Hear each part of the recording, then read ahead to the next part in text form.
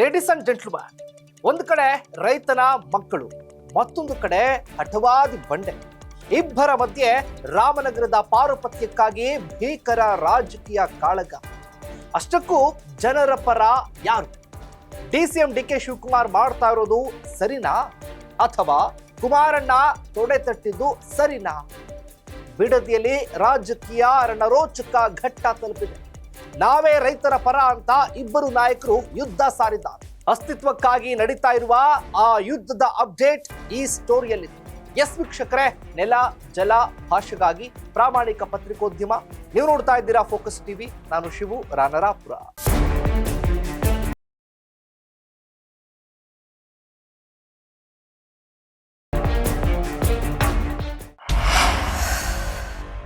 ರೈತರ ಭೂಮಿ ಉಳಿಸಿಕೊಡೋದು ಯಾರ ಜವಾಬ್ದಾರಿ? ಬದುಕಿರೋವರೆಗೂ ರೈತರ ಪರವಾಗಿಯೇ ಇರುವವರು ಯಾರು? ಒಂದಿಂಚೂ ಭೂಮಿಯನ್ನ ಕಬಳಿಸೋದಕ್ಕೆ ಬಿಡೋದಿಲ್ಲ ಅಂತ ಕುಮಾರಸ್ವಾಮಿ ಸಿಡಿದಿದ್ದಾರೆ. ಇದಲ್ಲದೆ ಸರ್ಕಾರ ಭೂಸ್ವಾಧೀನ ಮಾಡಲೇಬೇಕು ಅಂತ ಆದ್ರೆ ಎಕರೆಗೆ 13 ಕೋಟಿ ರೂಪಾಯಿ ಪರಿಹಾರವನ್ನ ನೀಡಲೇಬೇಕು ಅಂತ ಬೇಡಿಕೆ ಕೂಡ ಇಟ್ಟಿದ್ದಾರೆ. ಈ ಮೂಲಕ ವಿವಿಧ ಅಭಿವೃದ್ಧಿ ಕೆಲಸಗಳಿಗೆ ರೈತರ ಜಮೀನಿನ ಮೇಲೆ ಕಣ್ಣಿಟ್ಟಿರುವಂತಹ ಸಿಎಂ ಸಿದ್ದರಾಮಯ್ಯ ಮತ್ತು ಡಿಸಿಎಂ ಡಿಕೆ ಶಿವಕುಮಾರ್ ಅವರಿಗೆ ಎಚ್ಡಿಕೆ ಬಿಸಿ ಮುಟ್ಟಿಸಿದ್ದಾರೆ. ಇವತ್ತು ಈ ರಾಜ್ಯದಲ್ಲಿ ನಿಜವಾದ ಜನತಾ ಸರ್ಕಾರ ಬರಬೇಕು. ಇವತ್ತು ನಾಡಿನ ಜನತೆಯ ಸಮಸ್ಯೆಗಳಿಗೆ ಪರಿಹಾರ ದೊರಕತಕ್ಕಂಥ ಸರ್ಕಾರ ತರಬೇಕು. ಇಂಥ ಒಂದು ಭ್ರಷ್ಟ ಹುಲಗೆಟ್ಟು ಸರ್ಕಾರ ಕಿತ್ತಾಗಬೇಕು ಅನ್ನೋದು ನನ್ನ ಹೋರಾಟ.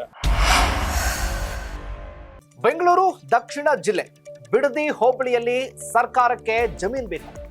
ಭೈರಮಂಗಲ ಹಾಗೆ ಕಂಚುಗಾರನಹಳ್ಳಿ ಗ್ರಾಮ ಪಂಚಾಯತಿ ವ್ಯಾಪ್ತಿಯ ರೈತರು ಭೂಸ್ವಾಧೀನ ವಿರೋಧಿಸಿ ಹೋರಾಟ ಮಾಡ್ತಿದ್ದಾರೆ.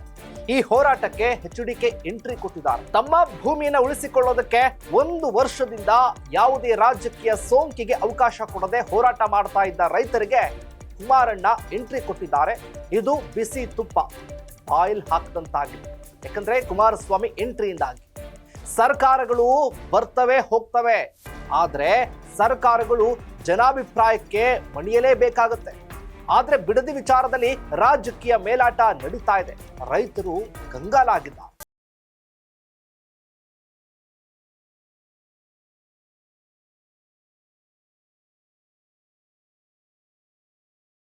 ಬಂದಿ 10,000 5,000 ಗೆಲ್ತಾವ್ರೆ. ನಾವ್ 1,000 2,000 ಕೊಟ್ಟು ನಾವ್ ಜೀವನ ಮಾಡಕ್ ಆಯ್ತದೆ? ನಮ್ಮ 10 ಎಕರೆ 5 ಎಕರೆ 10 ಕುಂಟೆ ಅವಲ್ಲ, ನಮ್ಮ ಬಿಟ್ಬಿಡ್ಲಿ. ನಾವೇನ್ ಇವ್ರ ಹತ್ರ ಬಂದು ಕೈ ಚಾಚಿ ನಮ್ಗೇನ್ ಊಟ ಹಾಕ್ರಪ್ಪ ಅಂತ ಕೇಳಲ್ಲ. ಅದೇ ನಾವು ರೈತರು. ಬಿಡದಿಯಲ್ಲಿ ಸರ್ಕಾರ ಗುರುತಿಸಿರುವ ಭೂಮಿಗೆ ರಾಜ್ಯದಲ್ಲಿಯೇ ಗರಿಷ್ಠ ಪರಿಹಾರ ನೀಡುತ್ತಾ ಇರೋದಾಗಿ ಸರ್ಕಾರ ಹೇಳ್ತಾ ಇದೆ.